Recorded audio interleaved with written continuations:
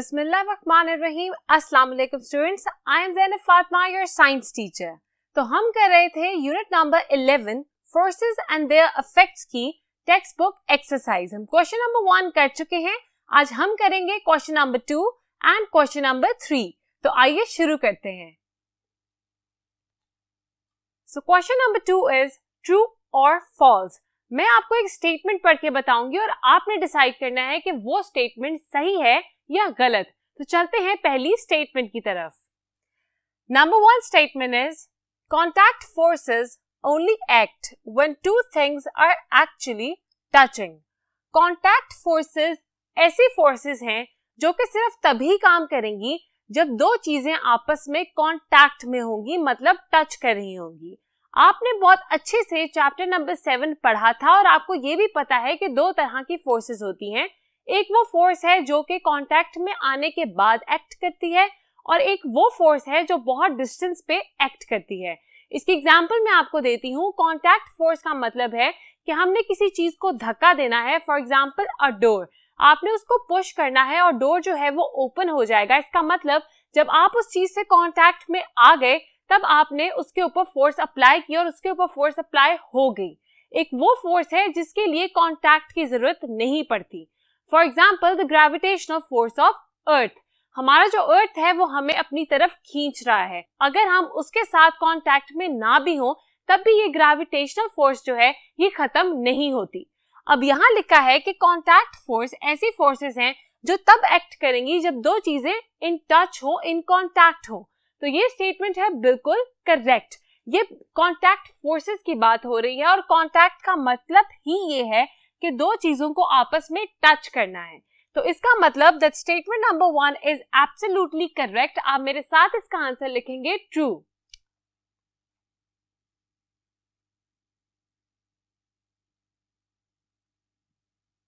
Statement number 2, it takes a force of 1 newton to lift a bag of apples.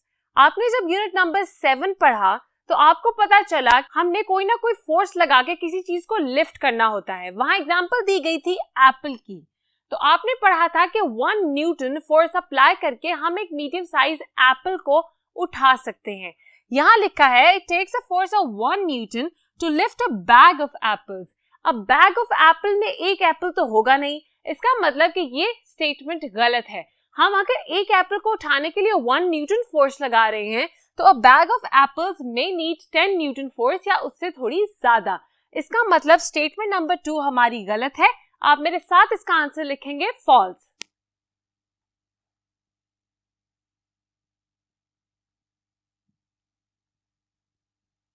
Statement number 3, it is upthrust from water that keeps the ship afloat. Upthrust क्या होती थी? मैंने आपको बताया कि हमारा जो वेट है वो नीचे की तरफ एक्ट करता है। वेट एक ऐसी फोर्स है जिसके साथ हमें हमारा अर्थ जो है अपनी तरफ खींच रहा है।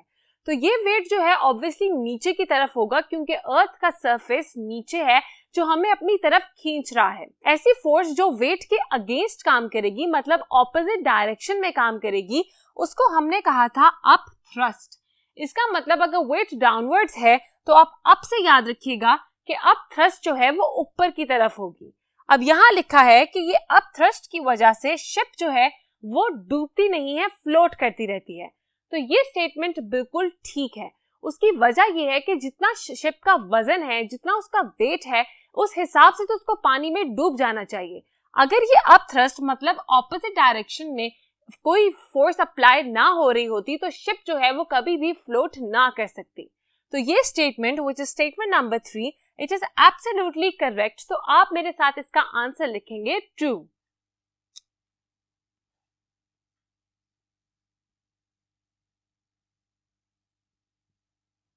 Then we have the fourth statement. लिखा हुआ है ships float higher in sea water than fresh water because sea water is then fresh water. अब इस स्टेटमेंट को पहले तो मैं दो हिस्सों में डिवाइड कर दूं। Ships float higher in sea water than fresh water. यहां तक आपकी पहली स्टेटमेंट खत्म हो गई। दूसरी स्टेटमेंट है because sea water is denser than fresh water. दो तरह का पानी की बात हो रही है यहाँ पे, एक है फ्रेश वाटर और एक है सी वाटर। पहले आप मुझे ये बताएं कि दोनों में फर्क क्या है। एग्जैक्टली स्टूडेंट्स, सी वाटर में बहुत ज्यादा सॉल्ट और मिनरल्स होते हैं, वो बहुत नमकीन होता है। फ्रेश वाटर तो हम आराम से पी सकते हैं, मगर सी वाटर को हम कंज्यूम नहीं कर सकते। अब यहाँ लिखा है कि सी वाटर में जो शिप्स हैं वो ज्यादा आसानी से फ्लोट कर लेती हैं as compare to fresh water. उसकी क्या वजह है?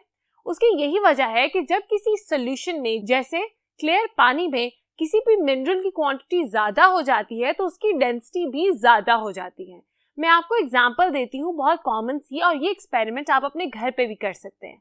अगर आप हनी लें, मतलब शहद, और सिंपल पानी लें और उसके ऊपर कोई चीज रख दें, फॉर एग्जाम्पल अ कॉइन या फिर अ पीस ऑफ कॉर्न, अगर आप उसके ऊपर रख दें तो आप देखेंगे कि पानी के अंदर वो चीज फौरन से डूब जाएगी, जबकि जो हनी है उसमें वो डूबते हुए थोड़ा सा टाइम लेगी। क्यों? क्योंकि हनी जो होती है वो थिक होती है और जो पानी होता है वो बिल्कुल थिन, मतलब क्लियर होता है, उसमें इतने थिक मिनरल्स नहीं होते। अब यहाँ पर बात हो रही है सी वाटर और फ्रेश वाटर की।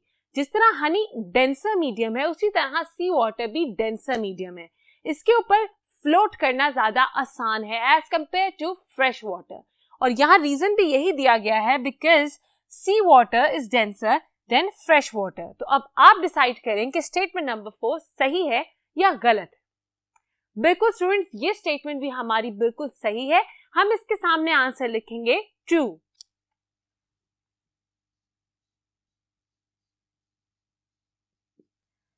हमने कर ली 4 स्टेटमेंट्स और अब एक ही स्टेटमेंट रह गई है हमारी ट्रू एंड फॉल्स क्वेश्चन की, तो आइए वो भी देख लेते हैं। तो यहां लिखी है लास्ट स्टेटमेंट आपके ट्रू एंड फॉल्स की। Elastic bands can only be stretched a few times before they lose their elasticity. Elastic bands जो हैं वो सिर्फ कुछ ही दफा ज्यादा स्ट्रेच किए जा सकते हैं until they lose their elasticity. अब इस स्टेटमेंट में लिखा है कि until they lose their elasticity. तो मैं आपको रिवाइज करवाती जाऊं कि इलास्टिसिटी कैसे लूज होती है। अगर हम किसी भी बैंड को, इलास्टिक बैंड ही की एग्जांपल ले लें, अगर हम उसको बहुत ज्यादा स्ट्रेच करते हैं तो अल्टीमेटली वो एक पॉइंट ऐसा आता है, उसकी इलास्टिक लिमिट रीच कर जाती है। इसका मतलब कि उस लिमिट के बाद अगर हम उसको स्ट्रेच करेंगे तो वो इलास्टिक बैंड वापस अपनी शेप में नहीं आएगा, बल्कि वो उसी शेप में या तो वहीं रह जाएगा या क्या होगा कि वो टूट जाएगा। इसको कहते हैं इलास्टिक लिमिट रीच कर जाना and has lost its elasticity.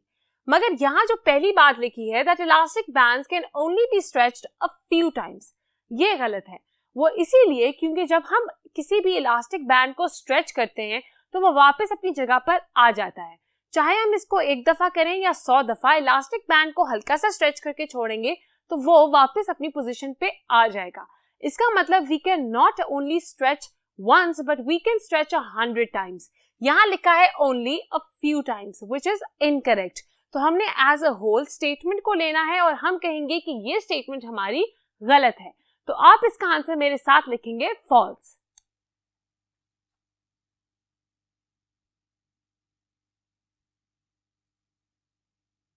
अब हमारे पास नेक्स्ट क्वेश्चन है identify forces, which is question number 3।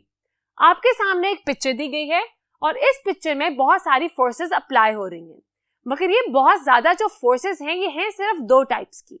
एक है the push force and number 2 is the pull force. आपको पता होगा कि जब भी आप कहीं जाते हैं तो डोर के ऊपर लिखा होता है पुश एंड पुल। अंदर वाली साइड और बाहर वाली साइड पे डिफरेंट बातें लिखी होती हैं। जब पुश लिखा होता है तो आप अपना प्रेशर एक्सर्ट करते हैं उसकी तरफ, जबकि जब पुल लिखा होता है तो आप उसको खींचते हैं अपनी तरफ। यहाँ जो पिक्चर्स दी गई हैं हमने वो देख के डिसाइड करना है कि ये पुश हो रहा है या पुल। तो नंबर 1 हमारे पास जो पिक्चर है इट इज अ ग्रास मोर। सबसे पहली पिक्चर में ग्रास मोर है। आपको पता होगा कि जब आपके घर माली आता है और वो घास काटता है तो उसके पास एक मशीन होती है। वो मशीन जब वो अपने से दूर पुश करता है तब क्या होता है कि घास कटती जाती है, जिसको हम कहते हैं घास काटने वाली machine. It is actually known as the grass mower. इसका मतलब कि जब हम एनर्जी को या फोर्स को एक्सर्ट करेंगे, पुश करेंगे उस मशीन को, तो जो घास है वो कटती जाएगी, the grass will get chopped. और ये हो रहा है पिक्चर नंबर 1 में।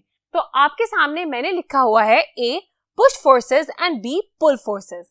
बिल्कुल इसी तरह आपकी टेक्स्ट बुक एक्सरसाइज में भी ये दो हेडिंग्स मौजूद है। आपने इसके सामने ABC करके लिखना है कि कौन सी पिक्चर में कौन सी फोर्स अप्लाई हो रही है। नंबर A जो थी वो थी पुश फोर्स, जिसमें हमने मशीन को धक्का दिया, मतलब पुश किया, तो हमारी जो घास है वो कट जाती है। इसका मतलब पुश फोर्स अप्लाई हो रही है in picture number 1। So we will write A in front of push forces. मुझे उम्मीद है आप मेरे साथ साथ लिख रहे हैं। चलते हैं सेकंड पिक्चर की तरफ।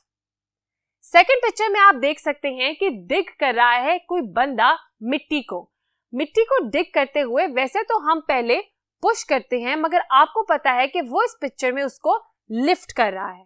इसका मतलब वो पुल कर रहा है, उसको अपनी तरफ खींच रहा है, which is a pull force। तो जो सेकंड पिक्चर है that is picture number B, वो हम लिखेंगे in front of pull forces. उम्मीद है आपने ये भी लिख लिया होगा। चलते हैं थर्ड पिक्चर, मतलब पिक्चर नंबर C की तरफ। पिक्चर नंबर C में आप देख रहे हैं कि एक एरो है जिसको स्ट्रेच किया जा रहा है। अब एरो को स्ट्रेच करने के लिए हम क्या करते हैं कि बो को अपनी तरफ खींचते हैं and then we leave it. हम जब उसको छोड़ते हैं तो जो हमारा एरो है वो शूट कर जाता है। तो इस पिक्चर में हम एक्चुअली बो को अपनी तरफ खींच रहे हैं, which is a pull force। इसका मतलब that picture number C will also come under the category of pull forces। तो आप C लिखेंगे जिस तरह मैंने लिखा है, in front of pull forces। अगर आपने लिख लिया हो तो हम चलते हैं D पिक्चर की तरफ। पिक्चर नंबर D में आपको पता है कि एक बंदे ने स्नो कैप पहनी हुई है, वो एक चीज को खींच रहा है। उसको हम कहते हैं स्नो मोबिल। स्नो मोबिल जो है वो स्नो में बहुत आराम से ट्रैवल करने के काम आती है, which is a lot of fun as well। तो आपने देखा कि यहाँ पर वो बंदा पीछे से अपनी तरफ खींच रहा है, मतलब पुल कर रहा है स्नो मोबिल को। अब जो खींचने वाली फोर्स है वो आएगी पुल फोर्सेस में, मतलब हमारी B कैटेगरी में। इसका मतलब कि आप D को भी लिखेंगे इन पुल फोर्सेस। चलते हैं पिक्चर नंबर E की तरफ। पिक्चर नंबर E में आपने देखा कि एक बॉडी बिल्डर है जिसने बहुत ज्यादा वजन उठाया हुआ है। अब उसने ये वजन अपने यहाँ रख के ऊपर की तरफ पुश करना है, मतलब फोर्स एक्सर्ट करनी है ताकि वो इसको लिफ्ट कर सके। अगर तो वो इस तरह लिफ्ट करता तो वो पुल होता, मगर इस पिक्चर में आप देख सकते हैं कि वो ऊपर की तरफ लिफ्ट कर रहा है, which is पुश। तो आप लिखेंगे E in front of push forces, क्योंकि यहाँ पर बॉडी बिल्डर जो है वो वेट को ऊपर की तरफ पुश कर रहा है। अब लास्ट पिक्चर हमारे पास रह गई है। लास्ट पिक्चर में आप देख रहे हैं पिक्चर नंबर F में कि यहाँ पर एक बंदा पैडल्स की मदद से, जिसको हम उर्दू में कहते हैं चप्पू की मदद से, कश्ती को चला रहा है। वो बोट को जब चला रहा है तो वो पीछे की तरफ और आगे की तरफ दोनों जगह फोर्स एक्सर्ट करता है यूजुअली। मगर होता ये है, जैसे आप देख रहे हैं पिक्चर में, कि जब वो पुश करेगा अपने पैडल्स को, मतलब बोट के पैडल्स को जब वो पुश करेगा तो बोट आगे की तरफ जाएगी, फिर उसको सर्कुलर मोशन में वो वापस अपनी जगह पर लाएगा और दोबारा पुश करेगा। पुश करने से पैडल्स जो है वो पानी को पीछे की तरफ धकेलेंगे और जो हमारी बोट है वो आगे की तरफ जाएगी। यही हो रहा है हमारी लास्ट पिक्चर में। So picture number F will come under the category of push forces as well. इसके साथ ही हमने question number 3 that was to identify forces given in the picture कर लिया है, मगर इसका भी हमने सिर्फ किया है question number 1 that was to just identify कि कौन सी पुश फोर्सेस हैं और कौन सी पुल फोर्सेस हैं। अब हम करते हैं इसका सेकंड पार्ट। तो सेकंड पार्ट हमारा इसी क्वेश्चन का क्या है, name 2 more forces, give an example of each. हमने 2 और डिफरेंट फोर्सेस के नाम बताने हैं और हमने एग्जांपल भी कोट करनी है। वैसे तो बहुत ज्यादा फोर्सेस हैं हमारी इन्वायरमेंट में, काइनेटिक है, पोटेंशियल है, ग्रेविटेशनल फोर्स है, इसके अलावा push and pull, weight, upthrust. मगर यहाँ पर जो मैंने 2 एग्जांपल्स दी हैं वो फोर्सेस हैं जो आपने अपने चैप्टर में पढ़ी, ताकि आपकी एक और दफा रिवाइज हो जाए। तो देखते हैं वो 2 फोर्सेस क्या हैं जो मैंने मेंशन की। Number 1 is the frictional force. Friction जो है वो ऐसी फोर्स है जो किसी भी मूवमेंट के अगेंस्ट काम करती है, जैसे अपथ्रस्ट। अपथ्रस्ट जो है वो वेट के अगेंस्ट काम कर रही है। मगर फ्रिक्शन क्या होती है, अगर हम किसी भी सरफेस के ऊपर मूवमेंट कराते हैं किसी भी चीज की, फॉर एग्जाम्पल यहाँ मैंने एग्जाम्पल ली और रोलिंग बॉल। अगर हम जमीन पे बॉल को रोल करते हैं, टेनिस बॉल को, तो एक पॉइंट आता है वो खुद ही रुक जाता है। Why? उसकी वजह यही है कि हमारी जो इर्द गिर्द मौजूद हवा है वो रेजिस्टेंस मतलब रेजिस्ट करती है इसकी मूवमेंट को। और एक और वजह ये है कि जो जमीन है it is not a plane surface, वो एक रफ सरफेस होता है। जब उसके साथ कोई और चीज इन कांटेक्ट होती है तो फ्रिक्शन प्रोड्यूस होती है, मतलब एक चीज दूसरी चीज की मूवमेंट को रोक रही है। एक रफ सरफेस के ऊपर जब हम मूवमेंट कराते हैं तब हमारा जो भी मूविंग ऑब्जेक्ट है वो जल्दी रुक जाएगा as compare to a polished surface. Polished surface पे ज्यादा मूवमेंट होगी, क्यों? क्योंकि फ्रिक्शन रिड्यूस हो जाएगी। अब पहली हमने फोर्स पढ़ ली फ्रिक्शनल फोर्स, जो कि एक ऐसी फोर्स है जो किसी मूवमेंट के अगेंस्ट काम करती है। एग्जाम्पल हमने पढ़ी a rolling ball. The second force is tension. Tension क्या होता है? आपने जो टेंशन अभी तक पढ़ी that was the tension in a string या फिर अ मेटल स्प्रिंग। यहां पर भी मैंने एग्जांपल ली है अ स्ट्रेच्ड स्ट्रिंग। मैं आपको एक और दफा बहुत अच्छी एग्जांपल से रिवाइज करवाती हूँ। आपको टेंशन किस तरह से होती है? टेंशन का मतलब है स्ट्रेस हो जाना, आपकी नर्व्स का खिंच जाना और आपको परेशानी हो जाना। बिल्कुल इसी तरह होती है टेंशन इन अ स्ट्रिंग। अगर आप एक मेटल स्ट्रिंग लें और उसके नीचे कोई वेट जो है वो बांध दें तो क्या होगा? उस वेट की वजह से जो पूरा स्प्रिंग है या फिर स्ट्रिंग है उसके अंदर टेंशन प्रोड्यूस हो जाएगी और वो स्ट्रेच हो जाएगा। जब वो स्ट्रेच होगा तो हम कहते हैं उसके अंदर जो फोर्स प्रोड्यूस हो रही है दैट इज टेंशन। तो this was the second force जिसको हमने यहाँ मेंशन किया और एग्जांपल में हमने लिया अ स्ट्रेच्ड स्ट्रिंग। तो हमारा क्वेश्चन था कि हमने दो फोर्सेस के नाम बताने हैं विद एग्जांपल्स। तो हमने दो फोर्सेस जो कोट की that were frictional force and tension, और हमने साथ साथ उनकी एग्जांपल्स भी लिख ली। अगर आपने अभी तक नहीं लिखी तो इस वीडियो को पॉज करें, जाएं और फौरन से लिखकर वापस आएं।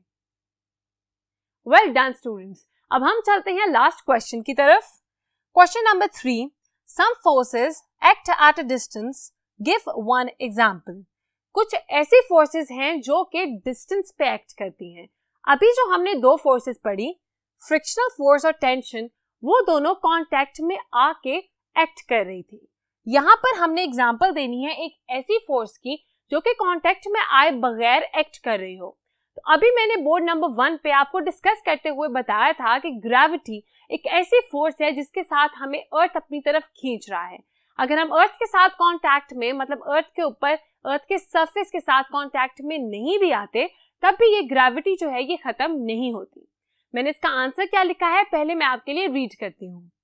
The gravitational pull of the earth holds the moon in orbit at a distance of 350,000 kilometers. Gravitational pull of the earth holds the moon.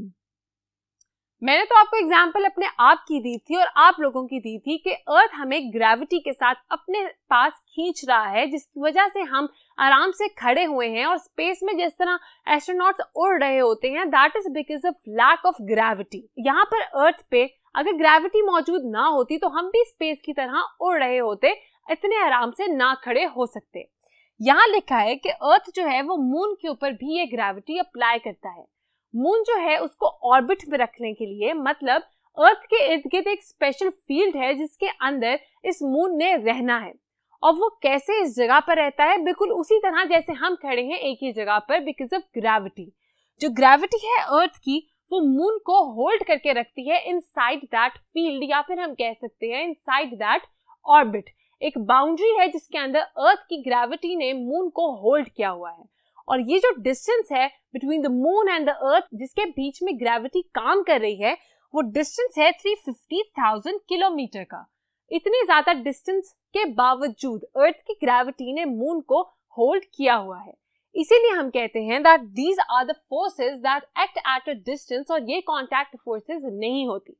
अब आपको पता चल गया कि कॉन्टैक्ट फोर्सेस क्या होती हैं और ऐसी कौन सी फोर्सेस हैं जो कि डिस्टेंस पे भी काम कर लेती हैं।